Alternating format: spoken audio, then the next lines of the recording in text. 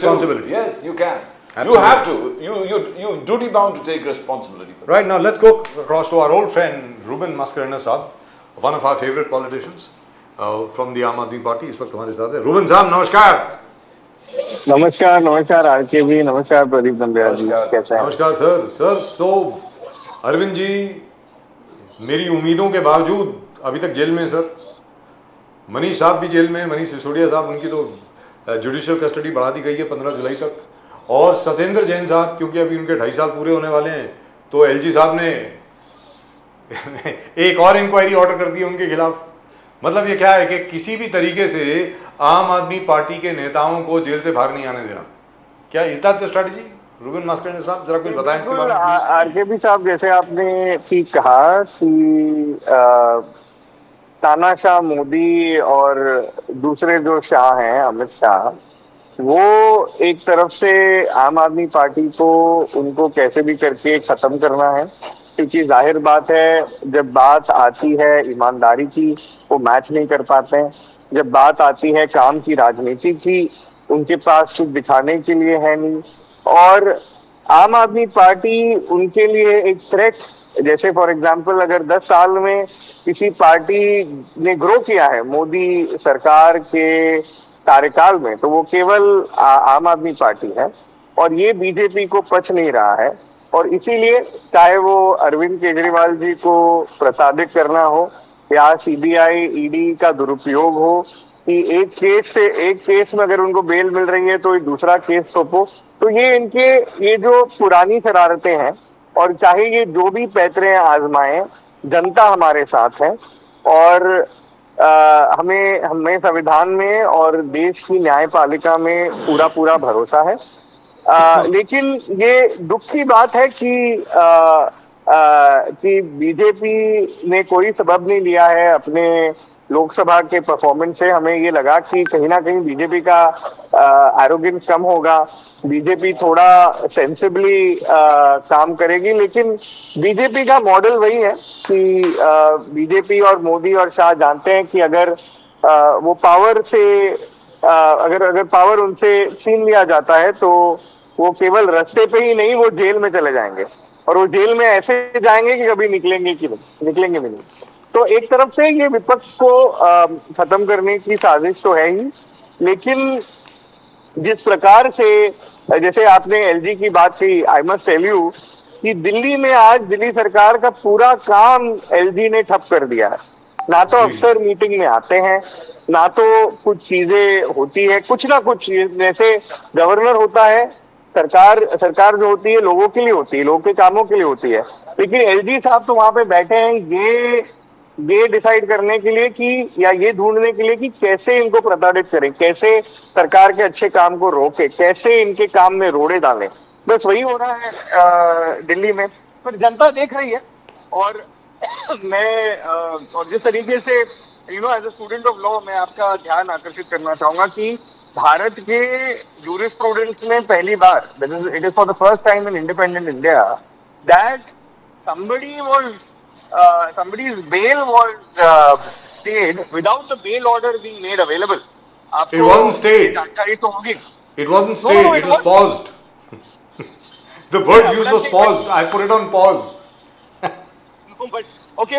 But basically, in terms of its effect, they stayed the operability of the bail order. Yes. Which has never happened.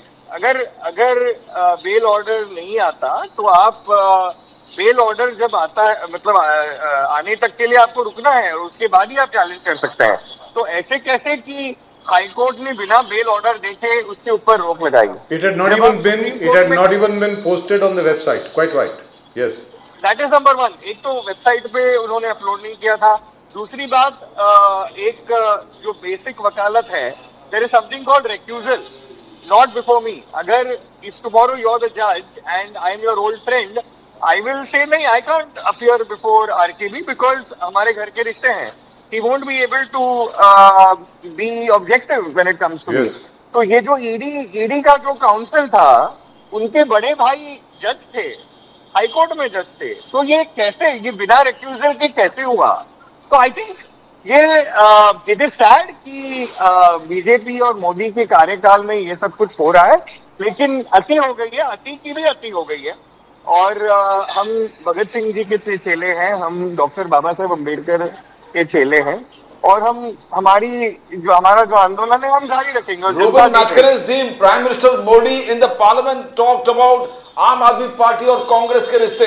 बोला आम Aadmi party शराब घोटाला में लीन है, भ्रष्टाचार में टोटली लीन है, क्लासरूम घोटाला में लीन है, पानी घोटाला टोटली इन्वॉल्व है, और शिकायत करने वाला सबसे पहले कांग्रेस था। और आज कांग्रेस, मोदी जी ने कोर्ट का प्रोसेस शुरू कर दिया, सब नेताओं को डाल दिया जेल में, और कोर्ट प्रोसेस शुरू होने के बाद Congress is blaming prime minister Modi कि आप you are misusing the central agencies.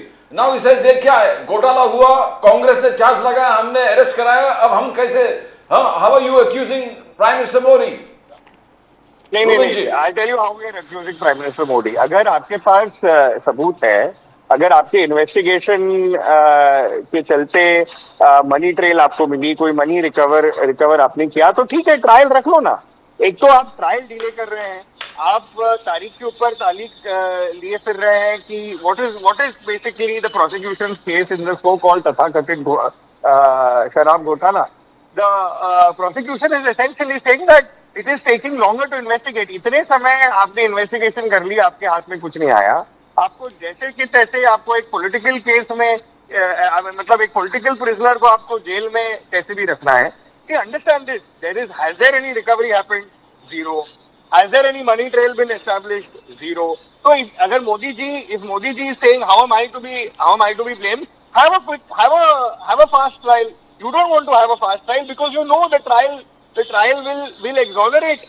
The process is the punishment here, or that is the problem, sir. The problem is not the fact that किसी ने किसी के ऊपर केस डाला.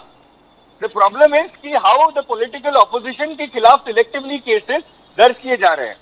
आप और हम अभी आज मुंबई में बैठे हैं, वहीकर साहब के ऊपर ईओडब्ल्यू ने केस खोल रखा था with regards to the redevelopment of their hotel.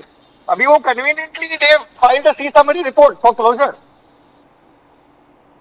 Just before election. जब वहीकर जी ने ज्वाइन नहीं किया था, तब तो बड़े बड़े डींगे हाँक रहे थे ये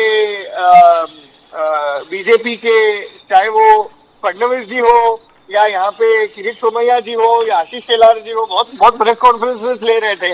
और जब रविंद्र वाइकर ने उनका दामन जो थाम लिया, बस वो बहती गंगा में अपना सब सारे पाप उनके धुल गए और अभी वो साफ सुथरे घोषित कर दिए गए हैं। तो ये बीजेपी का washing machine, no it is a fact, case close. I mean you file a C summary report. यानी आप सोचो कि पुलिस के मनोबल पे क्या बीत रही होगी। आप पुलिस से इन्वेस्टिगेशन कराते हैं, आप वो इन्वेस्टिगेशन फिर आप वो लीक कराते हो, आप फिर वो दावे करते हो, आप सदन में दावे करते हो। यानी आपने सदन में झूठ बोला, यानी आपने लोगों से झूठ बोला, वो एक बात है, लेकिन आपने सदन के पटल पे आपने झूठ बोला।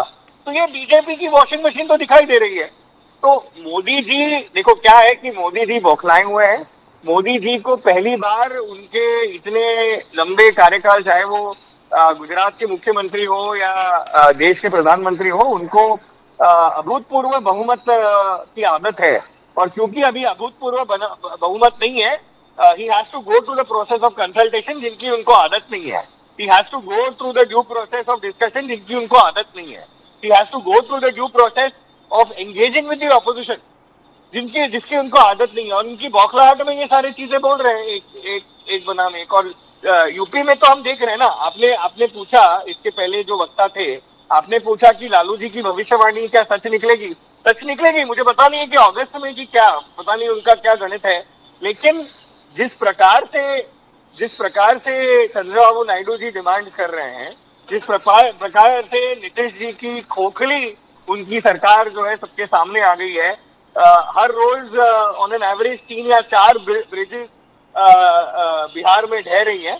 तो कहीं ना कहीं ये एक इनका कॉम्बिनेशन उन्होंने सरकार जरूर बना लिया है, लेकिन ये सरकार टिकेगा नहीं। और ये सरकार टिकाने के लिए इनको ये ईडी सीबीआई वगैरह के पैतरे आजमाने पड़ रहे हैं। ये वहीकर जैसे लोग वो खरीद लेते हैं। और ये तो हमको पता है कि इनके ऊपर केस जो है क्लोज हुआ है, कितने ना जाने ऐसे कितने लोग हैं जिनके ऊपर मतलब जिनके ऊपर कार्रवाई का ढोंग किया है या उनको जस्ट थोड़ा उनको प्रताड़ित किया, उनको ब्लैकमेल किया, एक्सटॉर्ट किया, पता नहीं है इनके dirty trick department Mohit Kamboj and company क्या क्या करते हैं। But Ruben ji, prime minister Modi ने सदन के सामने पार्लियामेंट में कहा कि काले धन पर वार करूंगा, भ्रष्टाचार के खिलाफ काम करूंगा, ये मेरे लिए एक मिशन है। मोदी जी का ये मिशन है। पार्लियामेंट से कहा उन्होंने चुनावी हार जीत से परे मुझे कोई फर्क नहीं पड़े कि चुनाव में जीते या हारे, ये मिशन मैं पूरा करूंगा भ्रष्टाचार के खिलाफ। Now how do you see the statement mister Ruben ji? No but you ask for, यदि ये बोलो ना, ये काला धन, वो बोलेंगे काला धन इतना लाएंगे 15 लाख वगैरह अकाउंट वगैरह में जाएगा, कि काला धन का 1 रुपया भी आया क्या आपने देखा, क्या मैंने देखा? चाहे वो ललित मोदी हो, चाहे वो नीरव मोदी हो, चाहे ये दोनों छोटे मोदी हो, कुछ भी मतलब 1% को ये रोक नहीं पाए। माल्या के बारे में तो ये बताया गया कि Mallya was able to hoodwink the security apparatus in airport. ऐसा कैसा पॉसिबल है कि इनकी साठ गांठ के अगर नहीं होती तो ये कैसे फरार हो गए? तो ये तो केवल उनके जुमले हैं, इनको काले धन तो इनके पास ही है। काले धन के तो यही ब्लैक टू व्हाइट करते हैं।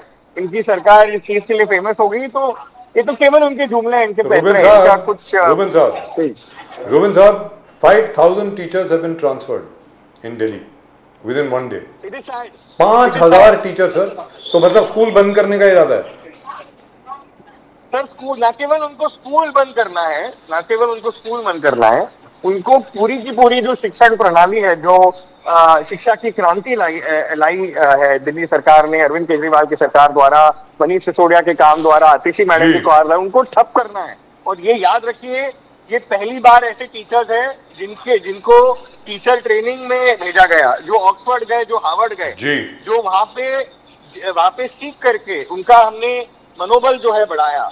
एक पूरे स्कूल में हमने एक कैंपस एडमिनिस्ट्रेटर जो केवल कैंपस को मैनेज करने के लिए हमने वहां पे अपॉइंट किया, और टीचर्स का काम केवल टीचिंग था, टीचर्स का केवल काम था स्टूडेंट आउटकम, टीचर्स का केवल काम था पेरेंट टीचर्स मीटिंग कंडक्ट करना।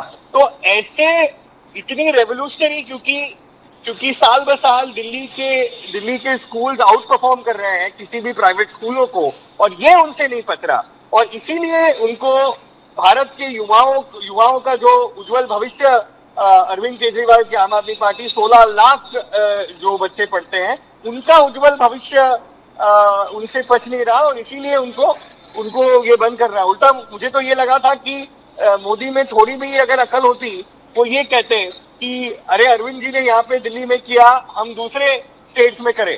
लेकिन ये तो केवल उनका एक पॉलिटिकल जंग है, ये केवल उनका एक पेटीनेस नजर आ रहा है कि कैसे वो अच्छे काम को भी। And even mohalla clinics have been closed, isn't it? No, mohalla clinics are open, but mohalla clinics are being harassed. For example, payments haven't been released for the doctors.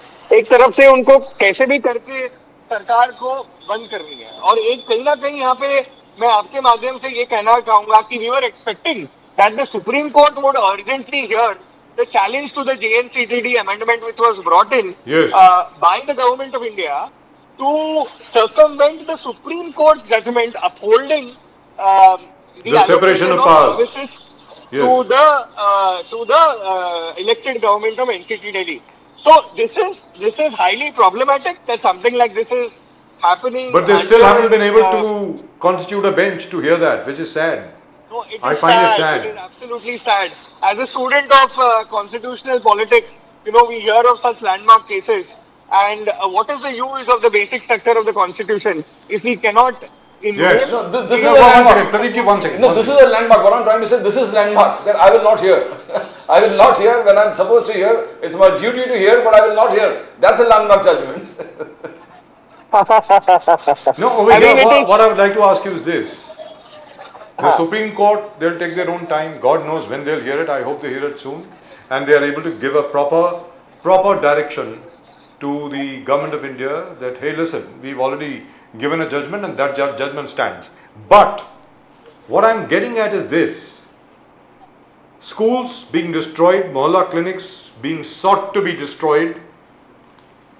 Is there a mafia at work over here? That means the private school mafia, the so-called private nursing home mafia, and everybody else? Where the Sir, the people of Delhi... BJP, sir, the BJP is a mafia. All of these, whether it is the private schools that you're talking about, Yes. or you're talking about these private hospitals, or you're talking about private water mafia, all of these things were impacted. जब सरकार ठीक से चलने लगी और जब school नियमित रूप से चलने लगे, जब अस्पताल ठीक से चलने लगी, जब गरीब से गरीब मरीज को वहां से सहायता मिलने लगी, तो ये इनके सारे दुकान जो है बंद पड़ गए. बीजेपी, और ये कहीं ना कहीं ये बीजेपी द्वारा सपोर्टेड ये सिस्टम है, और कहीं ना कहीं they are feeling the pinch and hence ये सब कुछ पैसे वो आजमा रहे हैं. लेकिन irrespective it is a very difficult time for the Aam Aadmi party, चाहे वो अरविंद केजरीवाल जी के बारे में हो, या सत्येंद्र जैन जी के बारे में हो, या मनीष सिसोदिया के बारे में हो. ये इररिस्पेक्टिव जो भी परिस्थिति है, जैसे in the words of Atal Bihari Vajpayee, सवेरा आएगा, और चाहे जितनी भी काली रात हो, सवेरा आएगा. We have full faith in the constitution, we have full faith in the people of India. Ruben ji, And we will- Kharge Saab on the floor of the We house, will be vindicated. on the floor of the upper house, Kharge Saab accused the government that RSS has taken over the education system. RSS ने education system को take over किया. It is a fact. पूरे जितने education system के top level पे is filled with the people from the RSS, and RSS अपने मनुवादी विचार इस एजुकेशन सिस्टम में थोपना चाहते हैं. आने वाले जनरेशंस को आरएसएस के मनुवादी विचार इंपोज करना चाहते हैं. How true is what Kharge Mallikarjun Kharge statement? No, it is very true. Look at what has happened to the Sainik schools. If a vast majority of the Sainik schools have been given to the RSS without following due process, is this not a direct takeover? If we are revisiting history, if we are changing what the textbooks say, if we are only giving a very lopsided interpretation of things, how do we expect how do we expect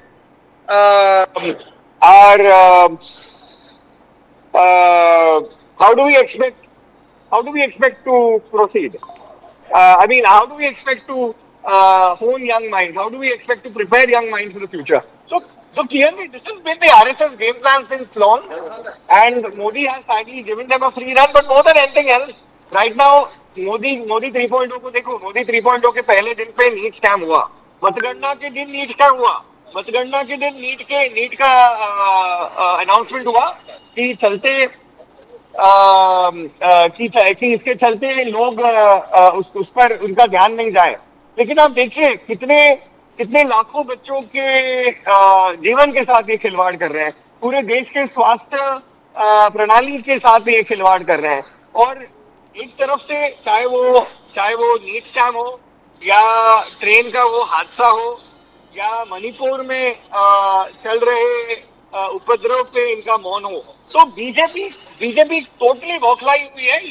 ये 400 पार का नारा में भी जरूर लगाते हैं, लेकिन fact of the matter is कि जिस प्रकार से रिजल्ट आया है, हम जनता का जनाधार स्वीकारते तो है ही, लेकिन ये जनता का जनाधार आपको आने वाले सारे स्टेट सिलेक्शन में बीजेपी के सफाया में आपको ध्यान में दिखेगा.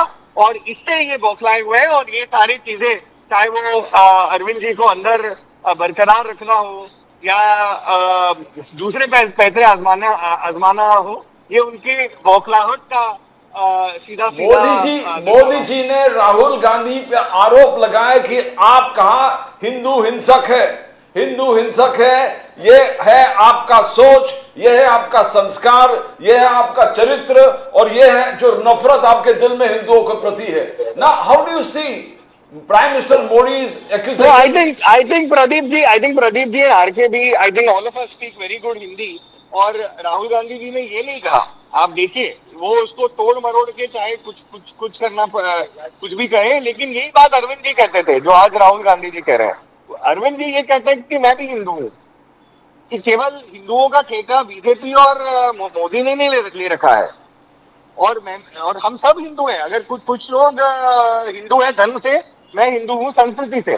तो ये तो बात ही नहीं है। तो ये जो बीजेपी का नफरत फैलाना, ये द्वेष फैलाना, समाज में अलगाववाद लाना, ये इस चीज के विरोध में पूरा देश एकजुट हो गया है और संसद में विपक्ष एकजुट हो गया है। इसके लिए मोदी जी को बच नहीं रहा। अगर आप देखें कि जो प्रेसिडेंट का जो एड्रेस था, उसमें जो थैंक्स में जब भाषण दे रहे थे, in terms of the thanks to the president's address, पहली बार मणिपुर का आवाज गूंज रहा था। चाहे मोदी जितना भी वहां पे भाषण दे, मणिपुर की आवाज वहां पे गूंज रही थी।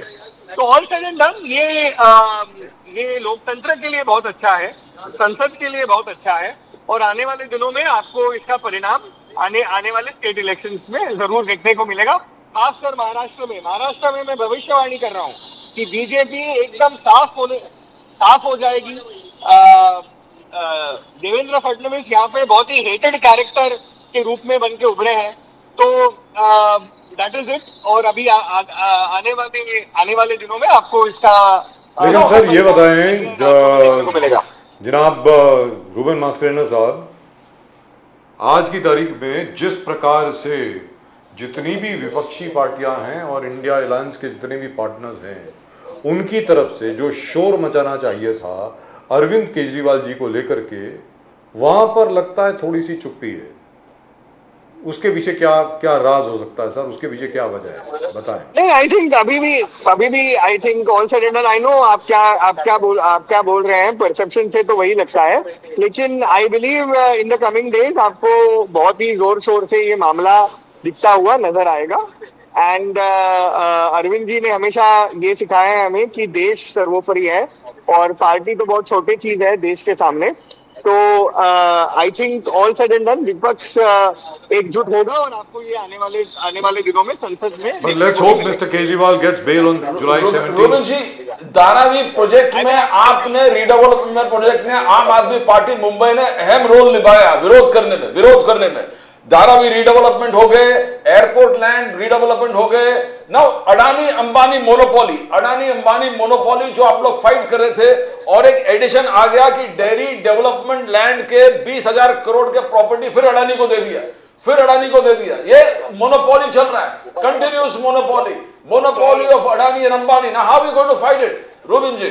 No, we are fighting. I tell you there 3 names. ये चाहे देश में अंबानी अडानी हो, मुंबई में 3 नाम है, अंबानी, अडानी और तीसरा नाम है Lodha.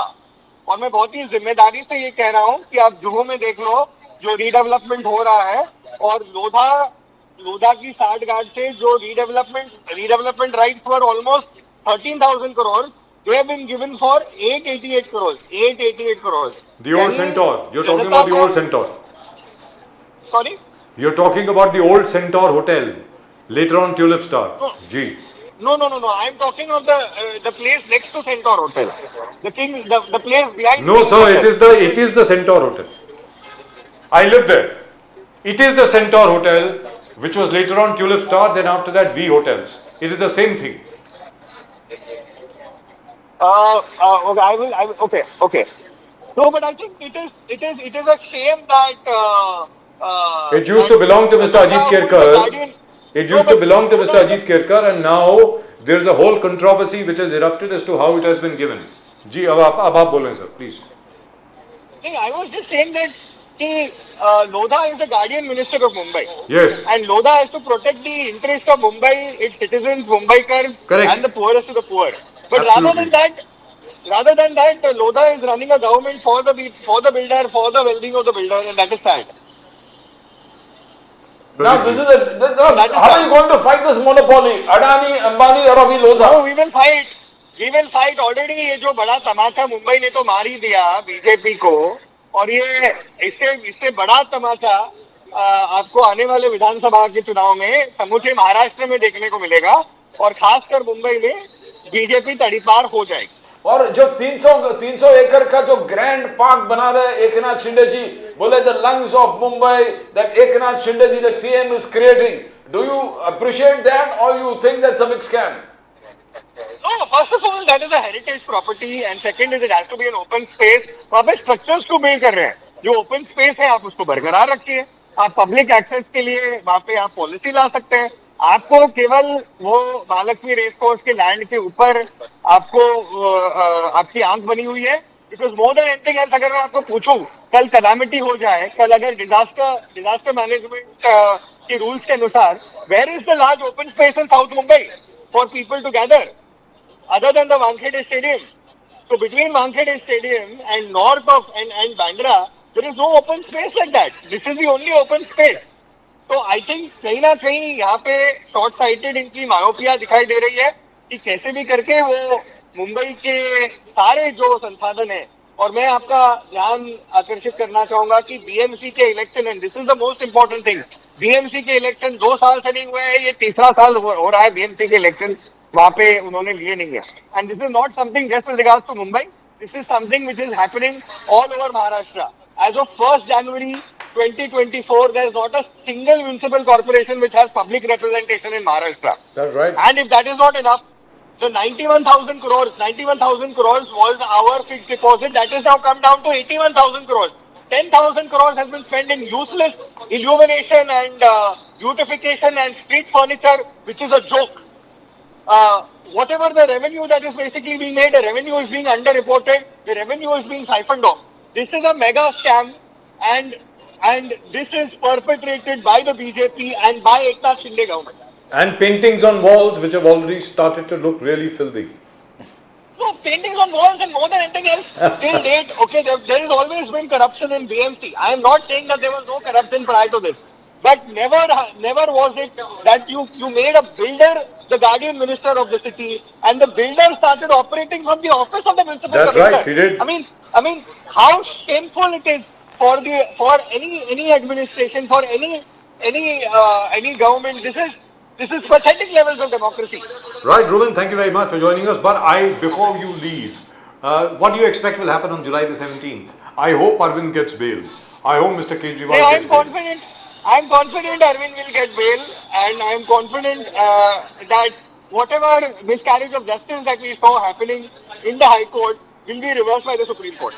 I hope so too, because 157 lawyers have sent a petition to the Chief Justice of India saying that Mr. Jain, Justice Jain, rightfully speaking, should have recused himself from that case. But in any event, and we expected more from the India Alliance in the Parliament where Arvind Kejriwal is concerned.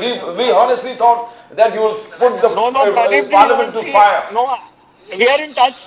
We are in touch with our other Mitra Paksh, so to say, our allies. And in the coming week, you will definitely see a much more united opposition standing for Arvind Kejriwal. Thank you so but much. enough as far as Manish is concerned, and as far as Mr. Satyendra Jain is concerned. I think Satyendra Jain at least needs to come out. He spent 2.5 years in jail.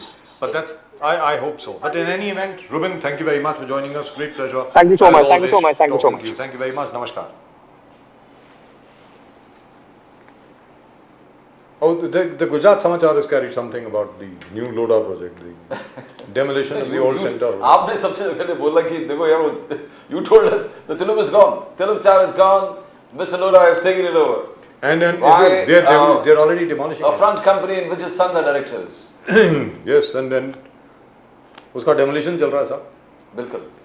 और वो अजीत केरकर साहब बोल रहे हैं कि उनके साथ धोखा हुआ है, तो अब जब देखते हैं क्या होगा. It's a gun on your head. Are you going to do it?